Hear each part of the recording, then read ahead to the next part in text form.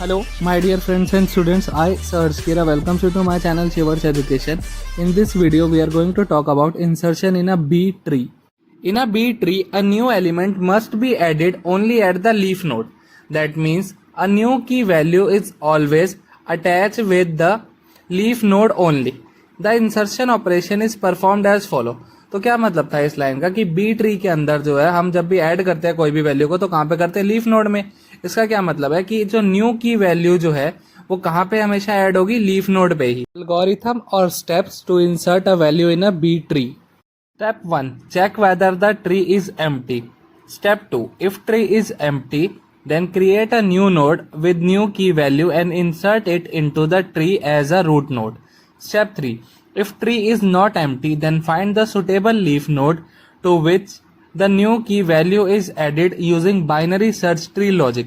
तो इन तीन स्टेप का क्या मतलब था? फर्स्ट का मतलब क्या था कि हमें चेक करना है हमारा ट्री जो है वो एम्प्टी है या नहीं है। स्टेप 2, अगर हमारा ट्री जो है वो एम्प्टी है तो हमें क्या कर देना है, इसको न्यू नोड बना देना है और न्यू की वैल्यू जो हमें ऐड करनी है वो इंसर्ट कर देंगे और इसको इंसर्ट कर देंगे as a root node. Step 3, अगर हमारा ट्री जो है वो एम्प्टी नहीं है तो हम क्या करेंगे, सुटेबल जगह को ढूंढेंगे जहां पे हमने इसको ऐड करना है by using binary search tree logic. 4, if that leaf node has empty position add the new key value to that leaf node in ascending order of key value within the node.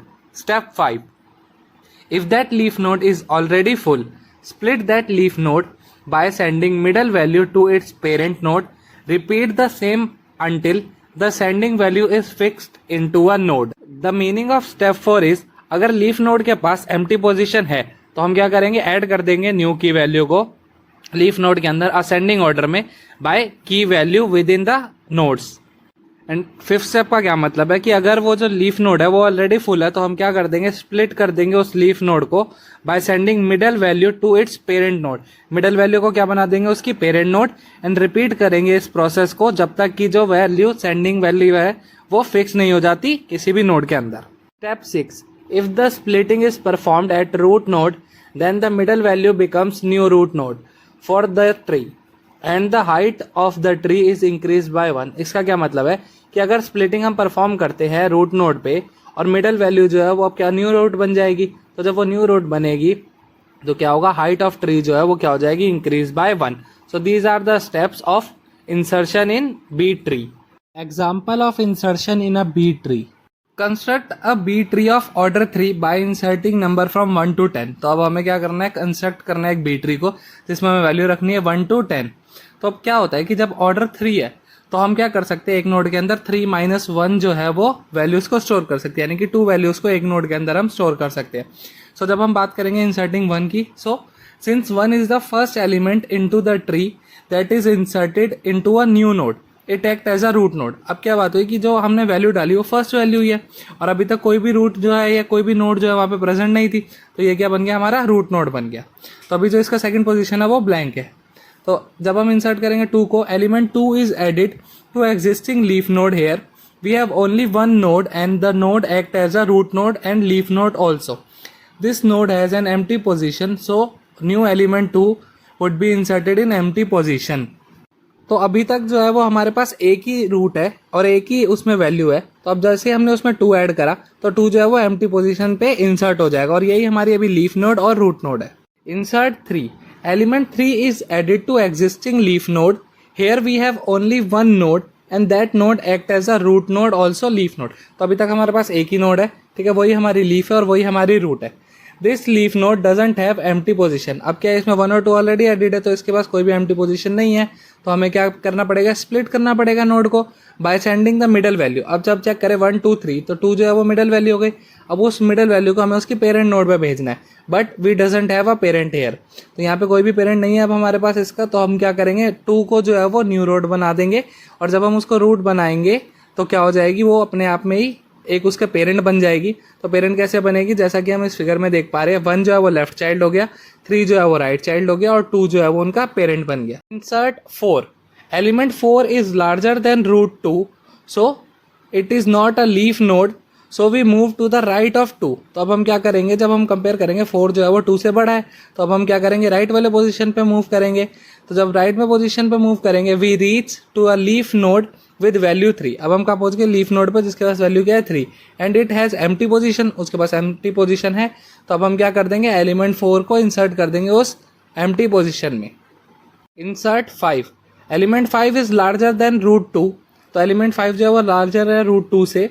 It is not a leaf node, तो जो 2 है वो leaf node नहीं है। So we move to the right of 2। तो अब हम क्या करेंगे, राइट ऑफ द 2 पे जो है वो मूव करेंगे। We reach to a leaf node, it is already full.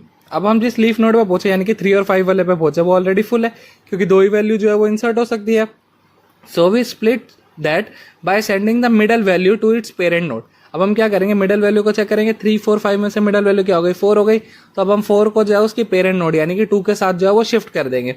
There is a empty position in parent node, जो क्या हो गया 2 के बाद वाली जो वैल्यू है वो फ्री है, तो वहाँ पे एम्प्टी पोजीशन है। तो एम्प्टी पोजीशन है तो हम क्या करेंगे, 4 को यहाँ पे जो है वो ऐड कर देंगे और उसके बाद क्या करेंगे, value 2 and new element 5 added as a new leaf node. अब क्या हो जाएगा, 5 जो है वो 4 से बड़ा है, तो 4 के जो है वो राइट साइड में जो है वो 5 जो है वहाँ पे ऐड हो जाएगा।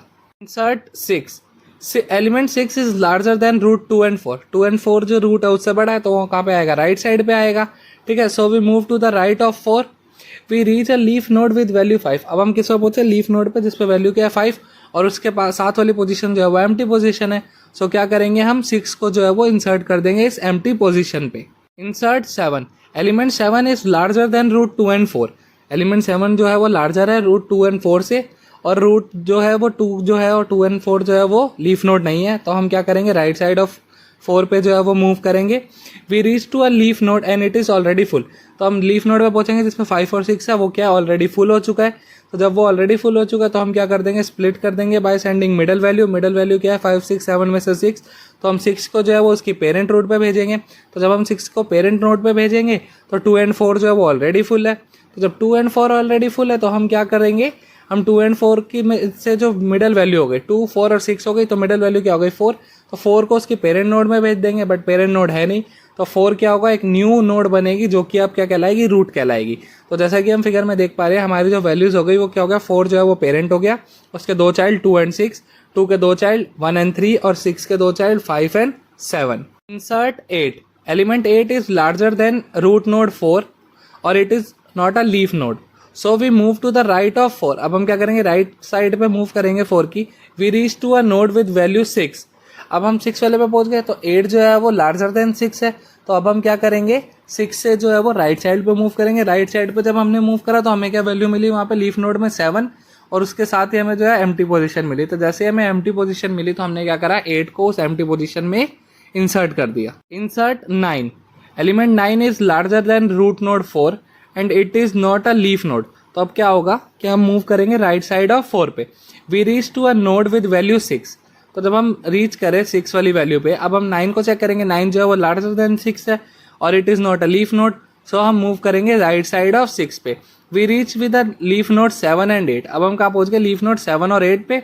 अब 7 और 8 जो है वो ऑलरेडी फिल है। जब वो ऑलरेडी फिल है तो हम क्या करेंगे, मिडल वैल्यू को जो है वो पेरेंट नोड पे भेज देंगे। तो 7, 8, 9 में से मिडल कौन सी हो गई, 8। तो 8 को हमने क्या करा, पेरेंट नोड पे भेज दिया। पेरेंट नोड क्या थी, उसकी 6। ठीक है, और राइट साइड पे जो है वो न्यू पोजीशन हो गई और उस पर हमने क्या कर दिया, 9 को ऐड कर दिया। The last value which have to be added in a tree, that is insert 10। Element 10 is larger than root node 4 and it is not a leaf node, so we move to the right of 4। अब हम क्या करेंगे, right side of 4 पे जो है move करेंगे। We reach a node 6 and 8 and 10 is larger than 6 and 8 और it is not a leaf node। तो अब हम क्या करेंगे, हम जो है वो 8 के राइट पोजीशन पे जो है वो मूव करेंगे। तो जब हम 8 की राइट पोजीशन पे मूव करेंगे, हमें वहाँ पे एक नोड मिली, उसके अंदर वैल्यू क्या थी 9 और उसके साथ वाली जो वैल्यू है वो क्या एम्प्टी है।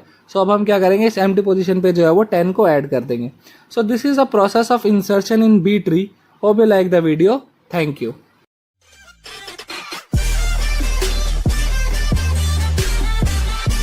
ShivHarshEducation.bh